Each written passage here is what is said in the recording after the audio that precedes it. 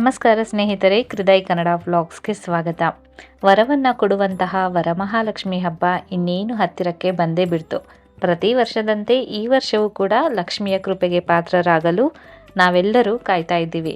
ಆದರೆ ಈ ವರ್ಷ ವರಮಹಾಲಕ್ಷ್ಮಿ ಹಬ್ಬವನ್ನು ಯಾವ ದಿನ ಆಚರಿಸಬೇಕು, ಯಾವ ದಿನ ಪೂಜೆ ಮಾಡಿದರೆ ತುಂಬಾ ಶ್ರೇಷ್ಠ, ಒಂದು ವೇಳೆ ಹಬ್ಬದ ದಿನ ಪೂಜೆ ಮಾಡೋಕೆ ಆಗದಿದ್ದರೆ ಬೇರೆ ಯಾವ ದಿನಗಳಲ್ಲಿ ವ್ರತ ಮಾಡಬಹುದು, ಈ ಎಲ್ಲ ಗೊಂದಲಗಳಿಗೆ ಇವತ್ತಿನ ಈ ವಿಡಿಯೋದಲ್ಲಿ ಶಾಸ್ತ್ರೋಕ್ತವಾದ ಸರಿಯಾದ ಉತ್ತರವನ್ನು ನಾನು ನಿಮಗೆ ತಿಳಿಸ್ಕೊಡ್ತಾ ಇದ್ದೀನಿ.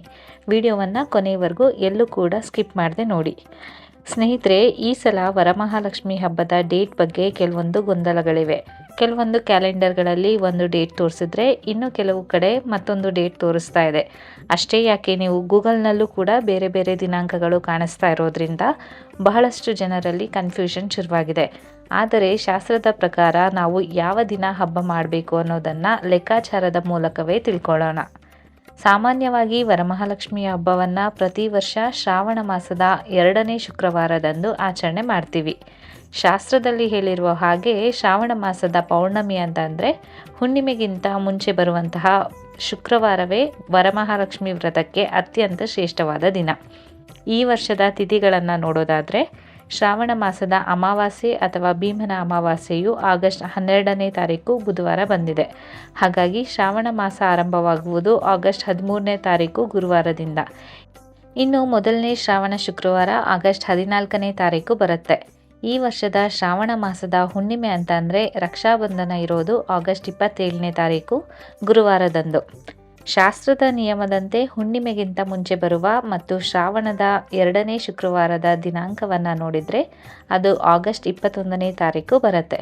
ಹಾಗಾಗಿ ಯಾವುದೇ ಗೊಂದಲವಿಲ್ಲದೆ ಈ ವರ್ಷ 2026ರ ಆಗಸ್ಟ್ 21ನೇ ತಾರೀಕು ಶುಕ್ರವಾರದಂದು ವರಮಹಾಲಕ್ಷ್ಮಿ ವ್ರತವನ್ನು ಆಚರಣೆ ಮಾಡುವುದು ಅತ್ಯಂತ ಶಾಸ್ತ್ರೋಕ್ತ ಹಾಗೆ ಶ್ರೇಷ್ಠ ಅಂತ ಹೇಳಲಾಗತ್ತೆ. ಇನ್ನು ಕೆಲವೊಬ್ಬರಿಗೆ ವೈಯಕ್ತಿಕ ಕಾರಣಗಳಿಂದ ಅಥವಾ ಸೂತಕದಂತಹ ಸಮಸ್ಯೆಗಳಿಂದ ಆಗಸ್ಟ್ 21ನೇ ತಾರೀಕಿನಂದು ಹಬ್ಬ ಮಾಡಲು ಸಾಧ್ಯವಾಗದೇ ಇರಬಹುದು. ಅಂಥವರು ಯಾವುದೇ ಚಿಂತೆ ಮಾಡುವ ಅಗತ್ಯವಿಲ್ಲ. ನಿಮಗೆ ಆಗಸ್ಟ್ 21ಕ್ಕೆ ಪೂಜೆ ಮಾಡಲು ಸಾಧ್ಯವಾಗದಿದ್ದರೆ ಮುಂದಿನ ವಾರ ಅಂದರೆ ಮುಂದಿನ ಶುಕ್ರವಾರ ಆಗಸ್ಟ್ 28ನೇ ತಾರೀಕಿನಂದು ಪೂಜೆಯನ್ನು ಮಾಡಬಹುದು. ಶ್ರಾವಣ ಮಾಸದ ಯಾವುದೇ ಶುಕ್ರವಾರದಂದು ನೀವು ಭಕ್ತಿಯಿಂದ ಲಕ್ಷ್ಮಿ ಆರಾಧನೆ ಮಾಡಿದರೂ ಸಹ ವ್ರತದ ಪೂರ್ಣ ಫಲ ನಿಮಗೆ ಸಿಗತ್ತೆ. ಸ್ನೇಹಿತರೆ, ಹಬ್ಬದ ದಿನಾಂಕದ ಬಗ್ಗೆ ನಿಮಗಿದ್ದ ಗೊಂದಲ ಅಂದರೆ 21ನೇ ತಾರೀಕು ಆಚರಣೆ ಮಾಡಬೇಕಾ ಅಥವಾ 28ನೇ ತಾರೀಕು ಆಚರಣೆ ಮಾಡಬೇಕಾ ಅನ್ನೋ ಗೊಂದಲಕ್ಕೆ ಈ ವಿಡಿಯೋದಲ್ಲಿ ನಿಮಗೆ ಉತ್ತರ ಸಿಕ್ಕಿದೆ ಅಂತ ನಾನು ಭಾವಿಸ್ತೀನಿ.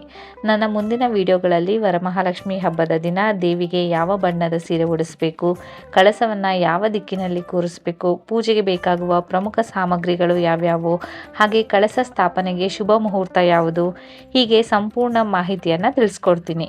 ಈ ಎಲ್ಲ ವಿಡಿಯೋಗಳನ್ನು ಮಿಸ್ ಮಾಡದೆ ನೋಡಲು ಈಗಲೇ ನಮ್ಮ ಚಾನಲ್ಗೆ ಸಬ್ಸ್ಕ್ರೈಬ್ ಮಾಡೋದನ್ನು ಮರಿಬೇಡಿ. ಹಾಗೆ ಪಕ್ಕದಲ್ಲೇ ಇರುವ ಬೆಲ್ ಐಕಾನನ್ನು ಕ್ಲಿಕ್ ಮಾಡಿ.